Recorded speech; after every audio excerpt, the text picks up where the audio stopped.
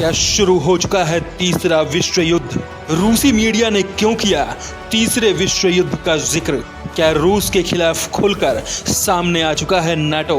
क्या रूस को तबाह करना चाहता है नाटो?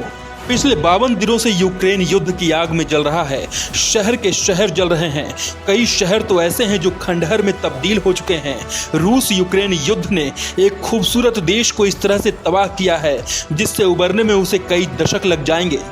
इस बीच रूसी मीडिया ने जो दावा किया वो बेहद ही चौंकाने वाला है, और अगर रूसी मीडिया की बात में रत्ती भर भी सच्चाई है तो यकीन मानिए दुनिया तीसरे विश्व युद्ध के मुहाने पर खड़ी है। दरअसल काला सागर में रूस का फ्लैगशिप युद्धपोत मॉस्को को मार गिराए जाने के बाद रूस इस कदर तिलमिलाया हुआ है कि अब रूस तीसरे विश्व युद्ध की बात करने लगा है। अब तक सिर्फ यूक्रेन में सत्ता परिवर्तन की बात करने वाली रूसी मीडिया का ये बयान निश्चित तौर पर दुनिया के लिए चिंता बढ़ाने वाला है।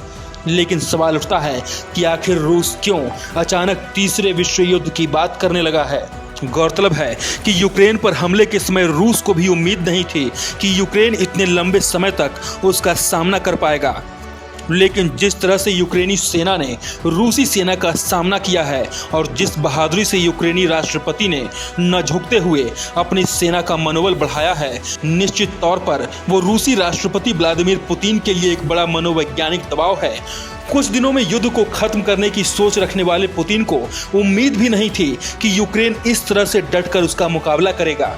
हालांकि यूक्रेन के इतना लंबा युद्ध लड़ने के पीछे सिर्फ यूक्रेनी सैनिकों की हिम्मत नहीं है, बल्कि निश्चित तौर पर पश्चिमी देश खासकर नाटो का अप्रत्यक्ष रूप से समर्थन है।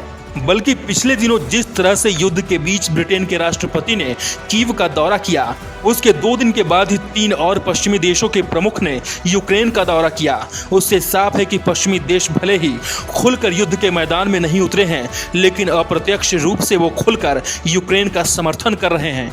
एक तरफ अप्रत्यक्ष रूप से पश्चिमी देशों का यूक्रेन को समर्थन और दूसरी तरफ रूसी मीडिया में तीसरे विश्व युद्ध का जिक्र। ऐसा लगता है रूसी राष्ट्रपति परमाणु हथियारों के बटन हाथों में लिए बैठे हैं, और अगर ऐसा हुआ तो यकीन मानिए ये न सिर्फ पश्चिमी देशों के लिए बल्कि पूरी दुनिया के लिए किसी बुरे सपने से कम नहीं होगा, और इसका असर पूरी दुनिया समेत भारत पर भी पड़ेगा। नखरे वाला बेटा हो या डाइटिंग वाली बेटी, डायबिटिक दादाजी हो या वेजिटेरियन मामा जी, सबको मिलेगा उनकी पसंद का खाना बस एक क्लिक पर। Download Rail Restaurant app and get tasty foods on your seat.